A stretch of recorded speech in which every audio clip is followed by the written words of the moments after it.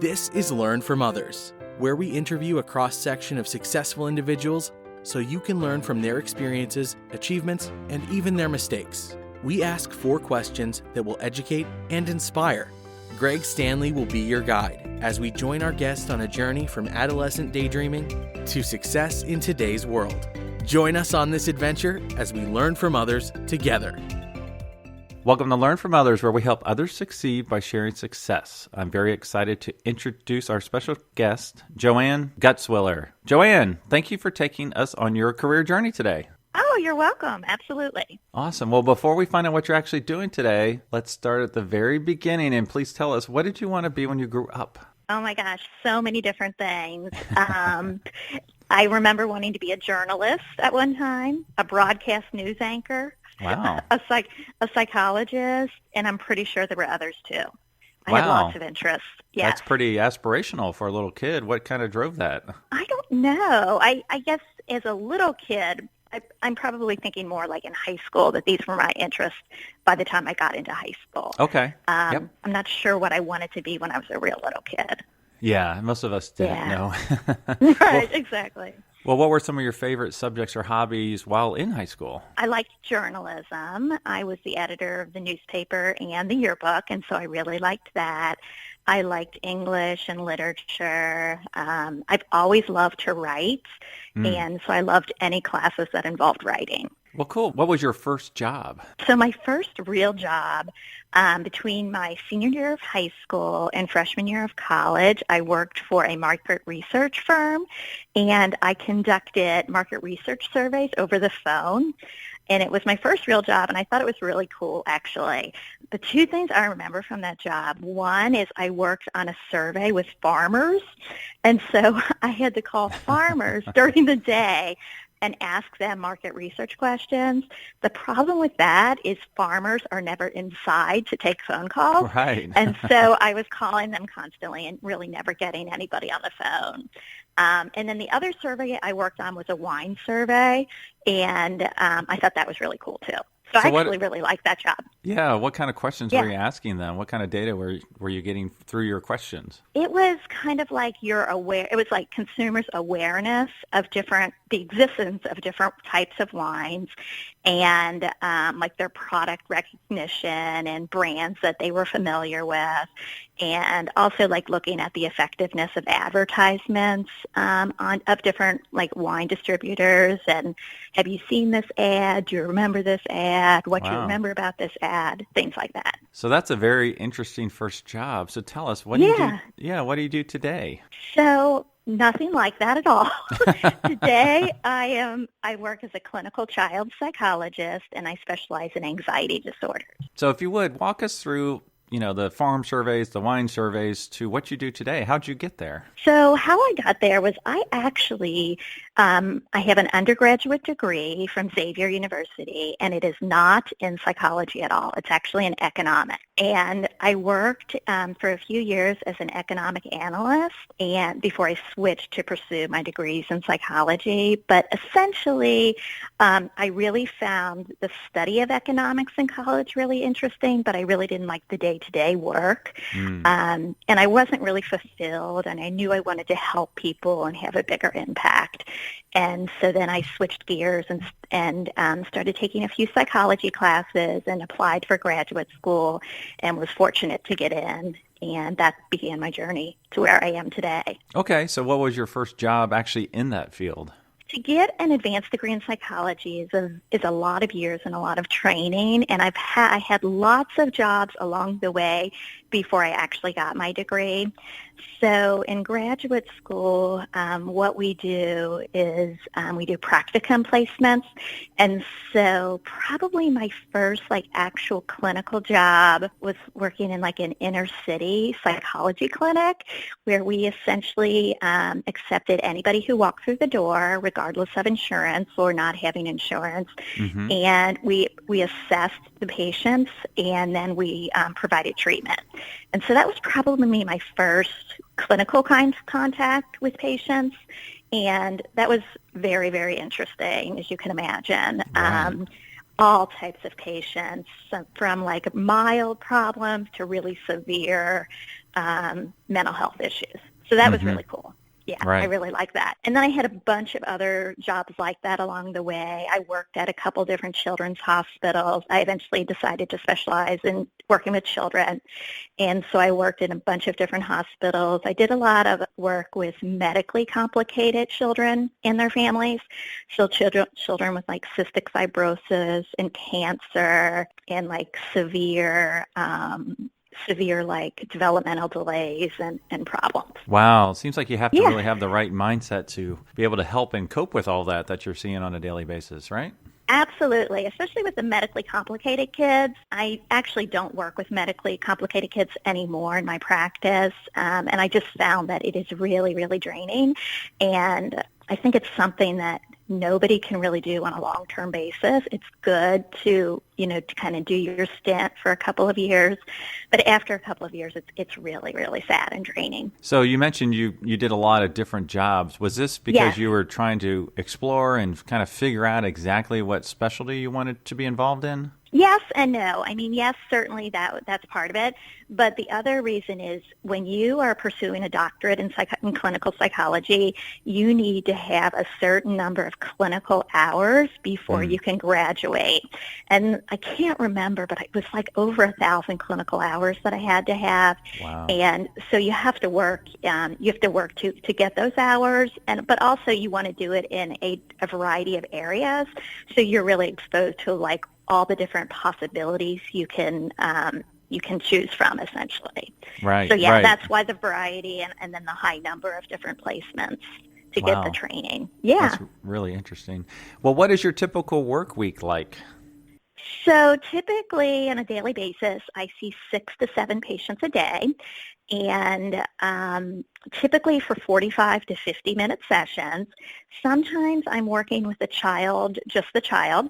Sometimes I'm working with the child with their parents, and sometimes I'm working with the parents without the child present to teach parents how to help their anxious kids at home, and how to help them through like anxiety attacks and really stressful situations at home. So I see most of my days with patients. They all have anxiety disorders, all kinds of different anxiety disorders. Then I'm also writing session notes and communicating a lot with pediatricians and teachers and parents and like physical therapists, speech therapists, things like that. Wow. So that's a typical day. Yeah. So it's busy. It's intense. Right. Well, we appreciate your time today. Sure, no problem. So, Joanne, we learned what you wanted to be when you grew up and what you actually do today. Yeah. So, if you could do it all over again, what would you do differently?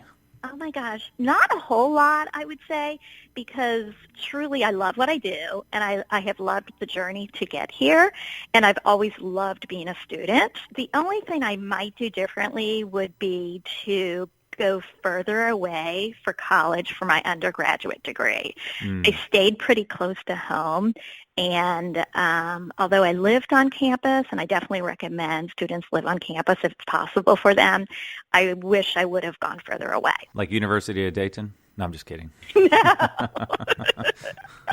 No, a little, probably out of the state of Ohio. Let's make the assumption someone in our audience wants to do what you do, to be a clinical psychologist. What advice would you give them? Is there a typical career path? Yes, there's definitely a typical career path. So, like I said before, in order to become a psychologist, it involves a lot of training and education. So the first thing you need is a bachelor's degree in psychology or its equivalent. But what I mean by equivalent is like the 9 or 10 core classes that would basically comprise a psychology degree. Once you have that, you apply to graduate school, and if you want to be a clinical psychologist, you have to have a doctorate. So most doctoral programs in clinical psychology include a master's degree along the way before earning the doctorate, and that is usually a 4 to 6 year process, and it entails writing a dissertation and defending the dissertation. And then once you've done that, before you can actually get your degree, your Ph.D. or your doctorate, you have to complete a 1-year residency. And once you have completed your residency and defended your dissertation, then you get your degree. which sounds awesome, but there's another hoop you have to go through, because in order to become licensed in the state of Ohio and most states, you need to complete postdoctoral hours working as a psychologist under someone who's licensed. And that you can do that through a postdoctoral fellowship, which is what I did and a lot of people do, and that is like a formal program. And my program was a 2-year postdoctoral fellowship. And so once I finished that, then I could get licensed. So it's a long process, and you certainly, if you're thinking about it, have to be in for the long haul, and you have to be willing to do a lot and jump through a lot of hoops to get there. And what else do you have to? Oh, you have to be willing to move. Really? I had to move. Okay. Yeah. The programs are really competitive, so even to get into a doctoral program is very hard. I applied to probably 12 programs, and I got into 2. Wow. And they were out of state. Almost all the programs I applied to were out of state. And so I moved for my degree to St. Louis University, and so I moved to St. Louis. But then you have to be willing to move again for your residency. And so I moved again for my residency to Michigan, and that was a one-year residency. And then I moved again for my postdoctoral fellowship back to Cincinnati. So it's possible to do it without moving, but it's hard. So I'm not great at math. So how many years did it take to officially be in the workplace? 7. For me, it was 7. Okay. And is that a Yeah. typical time frame, 7? Yes. Yeah. I think Wow. 7, but there are people who it takes 8 and 9 years. So Right. 7 is pretty ambitious. I went straight through. I didn't have any problems getting through, but if you have any problems or hiccups, it would be more than 7. Right. Wow. Yeah. Okay. Yeah. Well, so, but this it's a fun 7 years.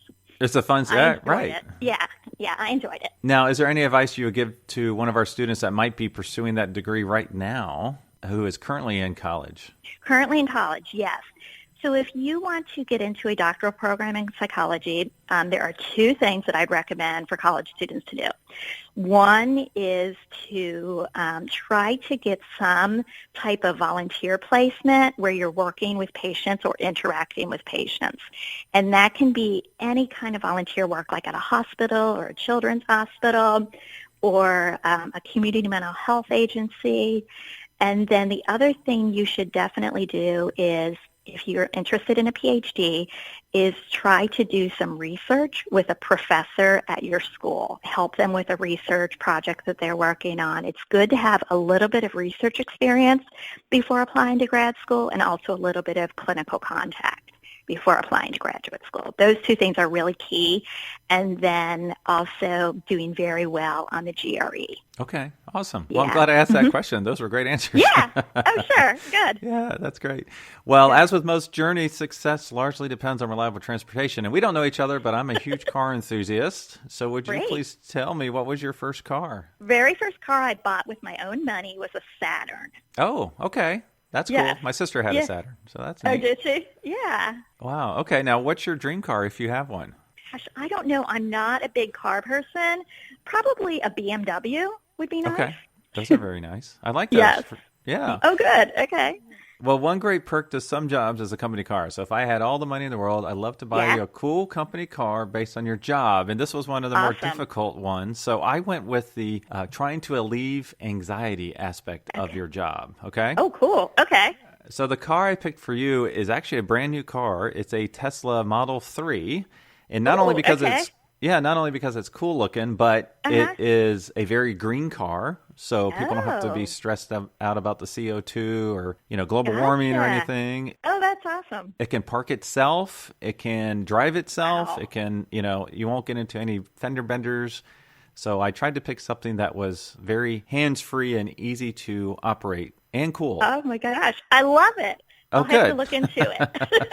I will send you a picture. I'll post it on the website with your release of this podcast. So, Okay. That would be great. yeah. Well, thank you so much for taking us on your journey. What's the best way our listeners can learn more about you or your company? You can go to my website. It is www.cincinnatichildpsych.com. Okay. Awesome. Yes. Well, thank you so much for your time today. Okay, sure. No problem. Thank Thank you for listening to Learn from Others, where we help others succeed by sharing success. Where will our next adventure take us? Subscribe to find out. If you know of someone who has a cool career story or occupation, contact Greg through Instagram at Greg Stanley LFO. That's GregStanley LFO. And we will see you soon as we learn from others together.